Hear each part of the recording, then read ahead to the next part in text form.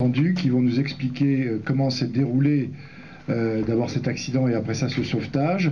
Remercier également très chaleureusement les médias parce qu'ils nous ont suivis avec beaucoup d'attention pendant toute cette phase qui a été délicate, et remercier personnellement aussi les deux partenaires de ces deux marins parce que eux aussi ont été très présents.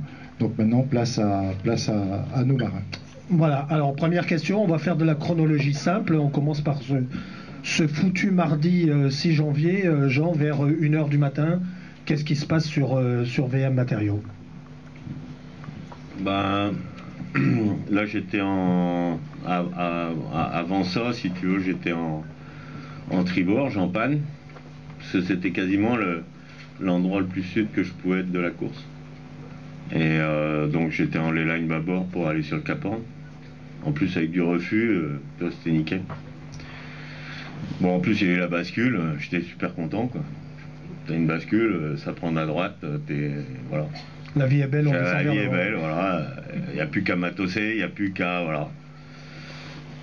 Là-dessus, Vincent m'appelle. Bon, je décroche le téléphone, voilà, et puis on commence à discuter. Et puis, au cours de la discussion, j'ai senti un choc. Et puis, mais j'ai senti que c'était pas, voilà, que c'était pas banal et que c'était un choc grave et que donc le bateau a commencé à avoir des attitudes bizarres, on va dire. Donc donc j'ai donné la position à Vincent et puis toi, t'as un ami, ça a coupé. Ouais, ça a coupé. Ouais, j'ai dû donner la position, puis en fait, j'ai dû parler donc dans le vide. et puis juste après, j'ai appelé Michel. Et l'Iridium passait encore le bateau à l'horizontale, puisque et puis, je sais pas, 30 secondes après, le bateau il a chaviré. Donc voilà, là j'étais à l'envers, et puis. Donc j'ai réussi à fermer une porte et pas la deuxième. Et donc le bateau s'est rempli d'eau. Et puis là, si tu veux, je me suis dit que l'essentiel c'était le froid. Donc j'ai sauté sur mon sac de vêtements dans lequel j'avais encore un paquet de vêtements sous vide. Et donc celui-là je l'ai mis précieusement de côté. Et puis en fait quand j'étais en polaire pour récupérer la TPS, je me suis trempé. Donc je me suis changé complètement, essoré. Et j'ai enfilé ma TPS à ce moment-là. Et puis j'ai commencé à m'organiser pour la suite des événements, quoi. Donc après, au fur et à mesure des choses, je suis allé à l'avant. J'ai vu qu'à l'avant, bon, ça avait l'air à peu près sec. Donc j'ai récupéré ce qui me semblait être essentiel pour ma survie quelque part. Et puis donc j'avais tout ce qui flottait et que je trouvais, je faisais mon marché en fait. Donc ce que je trouvais voilà, je suis tombé dans la nuit, hein, parce que tout est retourné. Voilà. Ouais. Et donc voilà, c'était pour moi c'était pas la nuit, hein, c'était la nuit elle est tombée quoi, c'était ouais. Le soir quoi. Et puis bon, j'ai récupéré une caisse de nourriture, de l'eau, des vêtements, les bidons de survie, la deuxième TPS, et puis mon pouf, Igor, et ma couverture polaire, si tu veux, qui trempait dans l'eau, que j'ai essoré, mais en fait, bon, qui m'a permis de me réfugier en fait dans un premier temps dans le compartiment devant le mât, et qui après la trappe a cédé, donc ça s'est envahi encore. Donc en fait c'est par étapes quoi. Alors après tu dis bon ben là je vais aller maintenant donc j'ai ouvert la trappe de survie à l'avant, et puis là je me suis réfugié dans la trappe de survie quoi. Voilà. Ok. On y reviendra après pour la suite, bien entendu. Vincent, toi, la communication, tu discutes avec ton ami, elle coupe, tu sens qu'il y a quelque chose qui se passe pas bien, et puis après c'est le vide. Je sens pas grand chose. Je sais pas, à vrai dire, parce que là, moi ça se coupe très vite. Je l'entends juste crier, mais je me pose plein de questions, surtout parce que le truc c'est que quand on parle au téléphone avec Jean et qu'on navigue et que ça va un peu vite, il parle à son pilote en même temps. Enfin bon, puis on a eu quelques conversations téléphoniques qui se terminées sur le toit pour lui, donc je savais pas trop si c'était le bateau qui était parti au tas alors qu'on était au téléphone ou si c'était passé, mais j'avais un mauvais pressentiment. C'est vrai que quand j'ai eu le coup de fil de la direction de course qui m'a annoncé que la balise était déclenchée, j'étais absolument pas étonné.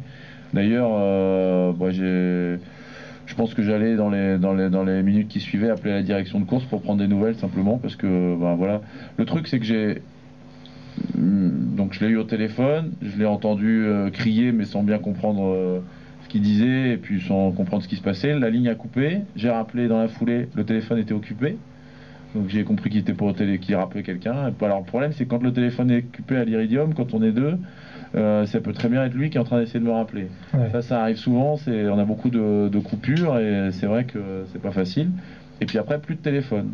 Alors c'est pareil, plus de téléphone, c'est plus de couverture réseau, enfin bon, c'est pas évident à interpréter non plus parce qu'il y a des fois ça dure un quart d'heure sans réseau. Et ben, c'est au bout d'un quart d'heure, une demi-heure, plus de réseau, plus rien. Je commençais un petit peu à tourner en rond à bord du bateau et puis c'est là que la direction de course m'a annoncé qu'il avait prévenu son équipe qu'il avait un souci à terre et qu'il nous demandait de nous dérouter, bien évidemment, pour aller sur sa position. Voilà, tout va très vite. Denis, vous avez un coup de fil de Michel Olivier et puis la balise qui se déclenche. Oui, alors Michel Olivier m'appelle exactement à 1h16 en me disant Jean est en train de chavirer. Voilà la position. Donc je note la position, j'appelle immédiatement Julian Oken qui était de quart ici. La nuit et je lui dis voilà la position de Jean qui vient de chavirer, il faut absolument préparer déjà ce que nous allons faire. J'arrive, donc j'ai mis exactement 25 minutes à dire depuis mon lit jusqu'à ici et nous avons demandé immédiatement à Vincent et à Armel de se dérouter pour aller rejoindre la position de Jean qui m'avait été donnée par Michel. Parallèlement, évidemment, on appelle le MRCC de Chile qui est responsable de cette zone. Qui réagit magnifiquement bien, immédiatement, et qui nous dit « Ok, je fais l'état des moyens dont on dispose sur la région et sur la zone, je vous rappelle ». Et donc tout le monde a, je dirais, évidemment Vincent formidablement bien et Armel immédiatement, le MRCC de Chile, tous les moyens qui étaient entre guillemets pas trop loin de la zone et à peu près disponibles se sont portés sur la zone, y compris cet énorme pétrolier qui partait d'Afrique et qui allait rejoindre la côte pacifique États-Unis avec du pétrole pour livrer du pétrole et qui lui s'est dérouté et qui, on le verra après ça dans le sauvetage, a joué un rôle assez important de guide pour Vincent puisqu'il était assez difficile pour un navigateur de trouver une coque retournée avec la mer qu'il y avait. Donc ce qu'on peut dire aujourd'hui c'est que les systèmes de sécurité qui étaient mis en place ont fonctionné et surtout les marins en mer ont été excessivement réactifs et encore une fois il faut les remercier chaleureusement. Alors après, Jean, s'ensuit une très longue attente. Vous imaginez bien que le message a été répercuté, mais après, il faut attendre dans le froid, hein, dans l'humidité, avec le doute toujours que quelqu'un arrive. Je savais que le temps jouait pour moi. Donc moi je m'étais organisé pour rester plusieurs jours. En ayant récupéré la nourriture, de l'eau. Voilà, parce que je savais le temps que mettaient les choses à arriver. Je savais que ce qui était plus rapide, c'est sûr, c'est l'avion que j'ai entendu en premier. Mais je sais qu'un avion, c'est un réconfort moral quelque part, parce que pour moi, ça veut dire que j'étais repéré quand même. Parce que la balise, ça marche pas, on n'est pas sûr. Donc ça, c'était la première chose, la première interrogation qu'on a, quoi, c'était de se dire... Enfin, c'est la deuxième, parce que la première, c'est quand même de se couvrir et d'avoir chaud. La deuxième, c'est est-ce qu'on est repéré ou pas. Et donc là, quand j'ai entendu l'avion, je me suis dit, déjà, je suis repéré, et puis après, j'ai entendu... mais le problème, c'est que dans ces moments-là, on se demande si c'est du rêve ou si c'est la réalité, quoi. Ouais. C'est-à-dire qu'il faut vraiment entendre les choses plusieurs fois pour se dire c'est pour de vrai ou c'est pour de faux, quoi. Et pareil, quand Vincent est arrivé...